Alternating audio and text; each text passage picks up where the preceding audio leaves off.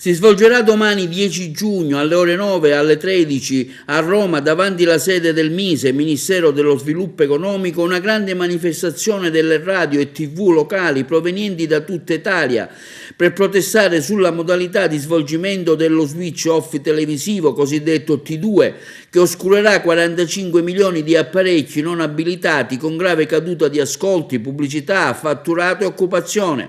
Alla manifestazione organizzata dall'Associazione TV Locali REA, Radio Televisione Europea Associate, si sono associati anche i sindacati Limbersind e Confsal, Federlavoro e rappresentanza delle piccole e medie imprese. È stato chiesto un incontro urgente con il ministro del MISE Giancarlo Giorgetti e con la sottosegretaria con la delega all'editoria Anna Ascani, prevista anche una successiva conferenza stampa per illustrare i risultati dell'incontro.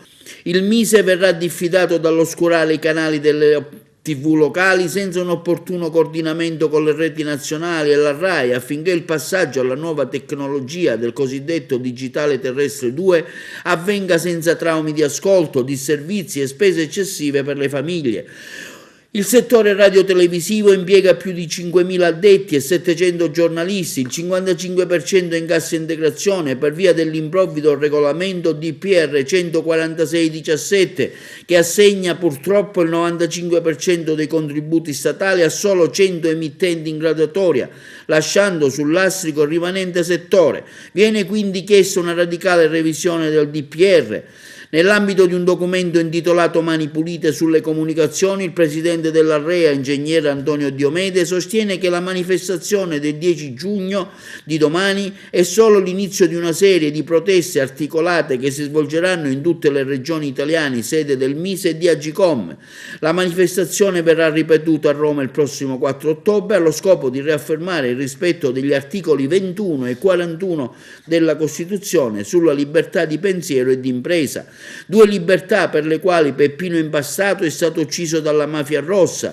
Oggi, ha sostenuto ancora l'ingegnere Diomede, se non si interviene efficacemente sul rispetto della Costituzione, dalla mafia rossa c'è il pericolo di finire nelle mani della mafia bianca in giacca e cravatta. Tra le tante solidarietà espresse arriva stamani quella di Rosario Trefiletti: difendere le radio e le TV significa difendere soprattutto i consumatori. Rosario Trafiletti è presidente del Centro Consumatori Italia.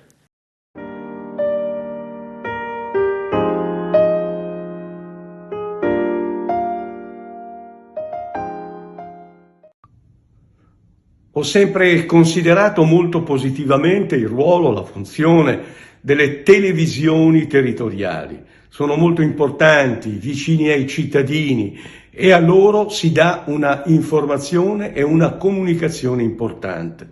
Ecco perché contrasterò qualsiasi disegno di legge o qualsiasi tentativo di ridimensionarle. Anzi, mi batterò perché ci siano agevolazioni importanti perché possano non solo sopravvivere, ma anche implementarsi. È una questione fondamentale anche per la democrazia. Mani pulite sulla comunicazione. No Auditel. Sì al sostegno all'informazione locale. Manifestazione nazionale 10 giugno 2021 a Roma, in Viale America, presso il Ministero dello Sviluppo Economico. Comunicato REA, Radio Televisioni Europee Associate.